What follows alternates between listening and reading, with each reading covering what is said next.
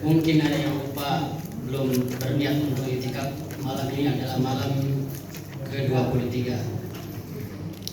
Silakan niatkan itikaf meskipun hanya sebentar. Sambil menunggu dan niatkan itikaf. Tapi libur diri kepada Allah Subhanahu wa taala. Hadirin jamaah rahimakumullah. Allah Subhanahu wa taala apabila mencintai hambanya, Allah Subhanahu wa taala memanggil malaikat Jibril dan berkata, "Wahai Jibril, aku mencintai fulan, maka cintailah." Maka Jibril pun mencintai orang itu. Kemudian Jibril menyeru kepada penduduk langit, "Wahai penduduk langit, Allah mencintai fulan, maka cintailah dia." Maka seluruh penduduk langit mencintai orang itu, sehingga orang itu turun ke bumi dengan keridhaan. Para ulama menafsirkan bahwa orang yang dicintai Allah diturunkan ke bumi dengan keridhaannya, artinya dia diterima oleh manusia. Mereka diperlakukan baik oleh manusia. Masya Allah. Inilah hadiah terindah kalau Allah Subhanahu wa taala sudah mencintai seseorang. Allah memanggilkan malaikat Jibril untuk berseru, "Wahai malaikat Jibril, aku mencintai fulan. Aku mencintai fulan, cintailah dia." Maka Jibril mencintainya. Dan tidak cukup kepada Jibril saja. Jibril juga menyeru kepada penduduk langit, yaitu daripada para malaikat. Jibril menyeru, "Wahai penduduk langit, sesungguhnya Allah telah mencintai fulan, maka cintailah dia." Kita dicintai oleh Allah, dicintai oleh para malaikat, dicintai oleh penduduk langit, dan diturunkan ke bumi dengan keridhaan. Artinya manusia di bumi juga ridho dan suka kepada orang yang dicintai oleh Allah Subhanahu wa taala. Allah Subhanahu wa taala menyebutkan bagaimana cara mendapatkan kecintaan Allah Subhanahu wa taala. Di dalam hadis Arba'in disebutkan, barang siapa yang memusuhi wali, maka aku menyatakan perang kepadanya. Kata Allah begitu. Jika ada hamba Allah dimusuhi, maka Allah menyatakan perang kepada orang yang memusuhi kekasih Allah Subhanahu wa taala. Dahsyat kalau kita sudah dicintai Allah. Seorang hamba mendekatkan diri kepadaku dengan kewajiban-kewajiban yang telah aku fardukan. Jadi untuk mendapatkan kecintaan Allah, Allah mengatakan, "Hambaku mendekatkan diri kepadaku dengan kewajiban-kewajiban yang telah aku wajibkan." Jadi syarat pertama setelah beriman tentunya, ya, apabila kita ingin dicintai Allah adalah melaksanakan semua kewajiban yang telah Allah wajibkan. Di bulan Ramadan kita sering membahas atau mendengar para ustaz, para kiai, para ulama mengatakan besarnya pahala ibadah sunnah di bulan Ramadan. Tapi jangan lupakan yang wajibnya itu adalah puasanya itu sendiri. Puasanya itu yang wajib pertama. Salat tarawih itu sunnah. Kalau kita tidak puasa tapi salat tarawihnya jalan, ada yang kurang. Karena Allah akan cinta kepada kita kalau kita melaksanakan dulu yang diwajibkan dulu. Kemudian kata Allah, hamba itu terus menerus mendekatkan diri kepadaku dengan ibadah-ibadah yang sunnah. Baru setelah melaksanakan kewajiban-kewajiban, kita melaksanakan memperbanyak yang sunnah. Maka apabila aku telah mencintainya, kata Allah, maka aku menjadi matanya yang dengan mata itu dia melihat. Aku menjadi tangannya yang dengan tangan itu dia memegang. Aku menjadi telinganya yang dengan telinga itu dia mendengar. Aku menjadi kakinya yang dengan kaki itu dia berjalan. Artinya setiap mata memandang akan dijaga oleh Allah. Setiap apa yang didengar akan dijaga oleh Allah. Apa yang dikerjakan dijaga oleh Allah. Apa yang akan kita lakukan, kemana kita melangkah, Allah menjaga. Itu apabila kita melaksanakan kewajiban, kemudian ditambah dengan yang sunnah-sunnah, memperbanyak yang sunnah.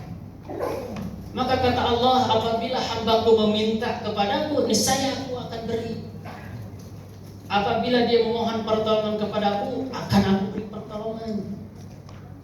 Masya Allah, enak banget kayaknya. Saya juga belum bisa, mari kita sama-sama. Ini baru rumusnya Pak ya.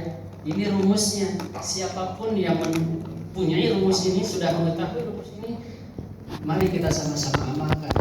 Siapa yang duluan dapat melaksanakan amal ini? Wallahu a'lam. Apakah saya duluan lebih bisa duluan atau hadirin semuanya bisa duluan? Sekali lagi, Allah akan mencintai hambanya apabila hambanya itu melaksanakan semua kewajiban yang diwajibkan kepadanya. Setelah melakukan kewajiban, maka ditambah lagi kedekatan kita untuk mendekatkan kita kepada Allah dengan ibadah-ibadah yang sunnah. Perbanyak tilawah, perbanyak salat, dan yang lainnya. Di bulan Ramadan ini, terutama di malam terakhir, 10 hari terakhir ini, banyak sekali keutamaan-keutamaan. Membaca Al-Quran, kita sudah pada tahu pahalanya apa. Apalagi di 10 hari terakhir, kalau kita membaca Al-Quran, satu hurufnya dikasih ganjaran 10 kebaikan. Itu kalau membaca Quran, kata para ulama, kalau membaca Qurannya tanpa wudu, dapat satu huruf 10 kebaikan. Kalau dengan wudu, dikali lagi 10 Pak. Kalau dilakukannya di masjid, kali lagi 10. Kalau dilakukannya di bulan Ramadan, dikali lagi 10. Dan apabila dilakukan di 10 hari terakhir Ramadan dan bertepatan dengan Lailatul Qadar, dilipat gandakan lagi lebih baik dari 1000 bulan. Kapan kita beramal seperti itu? Hanya di bulan Ramadan kesempatannya. Jangan disia-siakan. Mari kita sama-sama mencari kebaikan itu. Ya. Asbabun nuzul dari surat Al-Qadar tentang Lailatul Qadar itu adalah para sahabat merasa iri dengan amalan umat-umat terdahulu. Jadi kalau sahabat mah irinya beda ya Pak. Irinya itu amal umat yang lain lebih bagus. Kalau kita mah irinya yang lain. Para sahabat iri melihat umat-umat terdahulu usianya panjang-panjang, ratusan tahun, hampir 1000 tahun. Kemudian ibadahnya bagus-bagus, panjang-panjang. Sementara umat Rasulullah usianya pendek-pendek. Maka Allah menurunkan surat Al-Qadar yang menyatakan bahwa bagi umat Nabi Muhammad SAW tidak ada bagi umat yang lain. Ada suatu malam yang apabila melakukan kebaikan pada malam itu, maka kebaikan itu lebih baik daripada 1000 bulan. Dan itu akan bisa menyamai amalan ibadah-ibadah umat-umat terdahulu dari nabi-nabi terdahulu. Ini kesempatan bagi kita. Tidak ada kesempatan di bulan lain kecuali di bulan Ramadan. Maka ini tinggal seminggu lagi.